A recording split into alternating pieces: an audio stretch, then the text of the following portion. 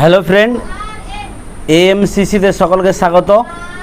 আজ আমরা ক্লাস নবম শ্রেণীর চতুর্থতম অধ্যায় উপনিবেশবাদ ও সাম্রাজ্যবাদ, এই যে অধ্যায়টি অর্থাৎ শিল্প বিপ্লব, উপনিবেশবাদ ও সাম্রাজ্যবাদ, এই যে অধ্যায়টি রয়েছে, এই অধ্যায় থেকে একটি গুরুত্বপূর্ণ প্রশ্ন, ত্রিশক্তি মৈত্রী ও ত্রিশক্তি আঁতাত বলতে কী বোঝো, অর্থাৎ ত্রিশক্তি মৈত্রী ও ত্রিশক্তি আঁতাত কোন প্রেক্ষাপটে এটি গড়ে উঠেছিল সে সম্পর্কে আজকে আলোচনা করব। আমরা জানি 1914 খ্রিস্টাব্দে প্রথম বিশ্বযুদ্ধ হয়েছিল। এর পূর্বেই ত্রিশক্তি মৈত্রী গড়ে উঠেছিল এবং ত্রিশক্তি আঁতাত গড়ে উঠেছিল। মূলত ঊনবিংশ শতকের শেষ অর্থাৎ 1800 খ্রিস্টাব্দের শেষ, 19 শতক অর্থাৎ বিংশ শতক অর্থাৎ 1900 খ্রিস্টাব্দ, এই সময়টা যে শুরু হয়েছিল, ঠিক এই সময়ের দিকে দেখা যায় যে কিছু দেশ নিজেদের মধ্যে ঔপনিবেশিক প্রতিদ্বন্দ্বিতায় দুটি ভাগে বিভক্ত হয়েছিল। সেই দুটি ভাগ আমরা যদি দেখি, তার মধ্যে একটি ছিল ত্রিশক্তি মৈত্রী এবং ত্রিশক্তি আঁতাত। ত্রিশক্তি মৈত্রী, ত্রিশক্তি অর্থাৎ তিনটি শক্তির মিলিত যে প্রচেষ্টা, সেই প্রচেষ্টাকে ত্রিশক্তি মৈত্রী বলা হয়েছে। 1871 খ্রিস্টাব্দে বিসমার্কের যে প্রধান লক্ষ্য ছিল ইউরোপে তার শক্তি সাম্যকে বজায় রাখা এবং যাতে ফ্রান্সকে দুর্বল করা যায়, এই জন্য বিসমার্ক জার্মানি, অস্ট্রিয়া ও রাশিয়ার মধ্যে তিন সম্রাটের সঙ্গ বা ত্রিশক্তি মৈত্রী চুক্তি স্থাপন করে। কিন্তু দেখা যায় পরবর্তীকালে রাশিয়ার সঙ্গে মতবিরোধের কারণে রাশিয়া এই ত্রিশক্তি মৈত্রী থেকে অবসর নেন বা এই মৈত্রী থেকে বাদ হন।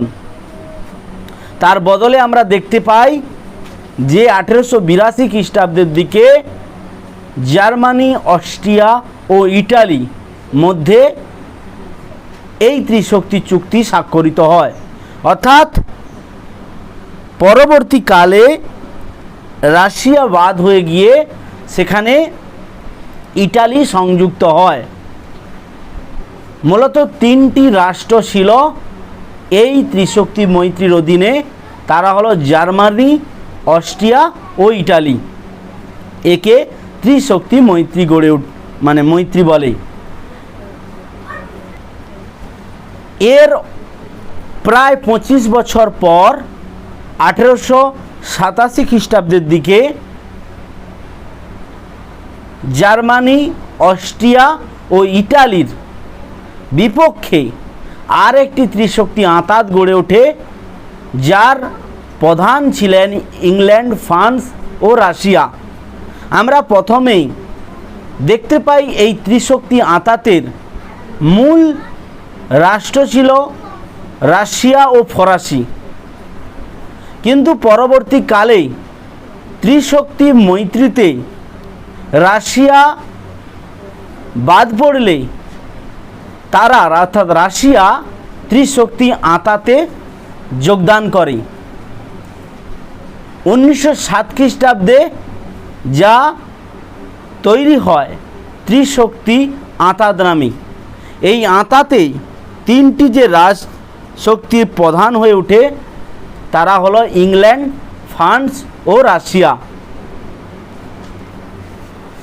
আমরা পরবর্তীকালে অর্থাৎ এই ত্রিশক্তি মৈত্রী ও ত্রিশক্তি আঁতাত প্রতিষ্ঠার পরবর্তীকালে আমরা দেখতে পাই যে প্রথম বিশ্বযুদ্ধকে এই দুটি শক্তি ত্বরান্বিত করেছিল, যা পরবর্তীকালে এক ভয়াবহ যুদ্ধের পরিণতি হয়। এতে ত্রিশক্তি আঁতাত অর্থাৎ ইংল্যান্ড, ফ্রান্স, রাশিয়া জয়লাভ করে।